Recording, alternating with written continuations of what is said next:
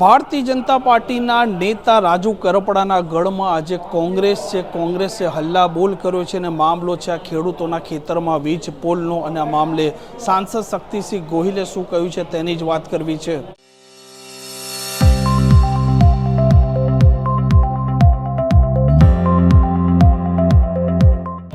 નમસ્કાર, આપ જોઈ રહ્યા છો હોટલાઇન ન્યૂઝ અને હું છું આપણી સાથે તોફિક ગાંચી। ગુજરાતમાં જે પ્રકારે અલગ અલગ જિલ્લામાં અને તેમાં ખાસ કરીને મોરબી જે મંત્રી કાંતિ અમૃતિયાનો ગઢ છે ત્યાંના ખેડૂતોની વાત કરું કે પછી સુરેન્દ્રનગરના કોટની જે રાજુ કરપડા ભાજપના નેતા છે તેમનો ગઢ ગણાય છે, ત્યાં ખેડૂતો આંદોલન કરી રહ્યા છે અને મામલો છે ખેડૂતોના ખેતરમાં જે પ્રકારે વીજ પોલ ઊભા કરવામાં આવી રહ્યા છે તે કેમ કે આ ખેડૂતોનું કહેવું છે કે તેમની માલિકીનું ખેતર છે 4 ગણું વળતર મળવું જોઈએ, પરંતુ વળતર પણ યોગ્ય મળી નથી રહ્યું। ખાનગી વીજ કંપનીઓ પોલીસને આગળ કરી રહી છે, પોલીસ દંડાવારી કરી રહી છે અને જે પ્રકારે ખાનગી વીજ કંપનીઓની દાદાગીરીનો મામલો છે આ મામલે પણ રાજ્યની સરકારે હજી સુધી એવો કોઈ ઠોસ નિર્ણય નથી લીધો। રાજ્યની સરકાર આ ખેડૂતો છે તેમને ચર્ચા માટે ગાંધીનગર આમંત્રિત કરે છે, પરંતુ હજી સુધી પરિસ્થિતિ યથાસ્થિતિમાં છે અને આ મામલે હવે પૂર્વ સાંસદ શક્તિસિંહ ગોહિલનું એક નિવેદન સામે આવ્યું છે।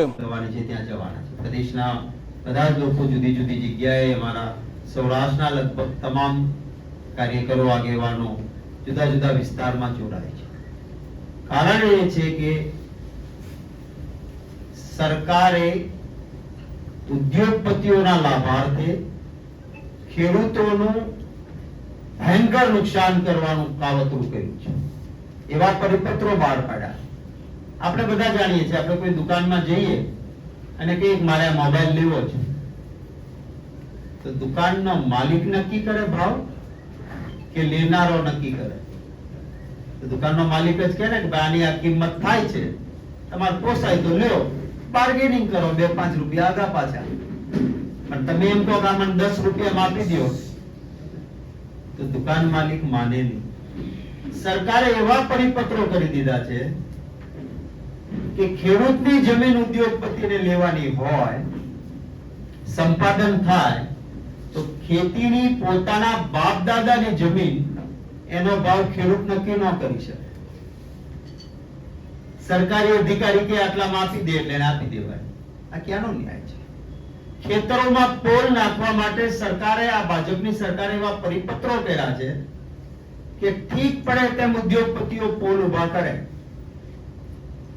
ખેડૂતની 5 વીઘા જમીન હોય, એમાં વચ્ચોવચ્ચ પોલ નીકળે ઇલેક્ટ્રિકનો, એ ખેડૂતનું ખેતર જ આખું નકામું થયું। બાજુમાં સરકારી પડતર છે, ભાઈ ત્યાંથી લઈ જા ને, તો કે ના ત્યાંથી થોડોક રસ્તો લાંબો થાય ને એટલે ઉદ્યોગપતિને નુકસાન જાય। ખેડૂતને નુકસાન જાય વાંધો નહીં, ઉદ્યોગપતિને નુકસાન ના જવું જોઈએ। કઈ પ્રકારની નીતિ છે? એના સામે ખેડૂતોની સાથે રહીને કોંગ્રેસ પાર્ટી લડી રહી છે, અમારી યાત્રા ચાલી રહી છે, એમાં બધા પોતાની રીતે અનુકૂળતા મુજબ જોડાઈએ છીએ।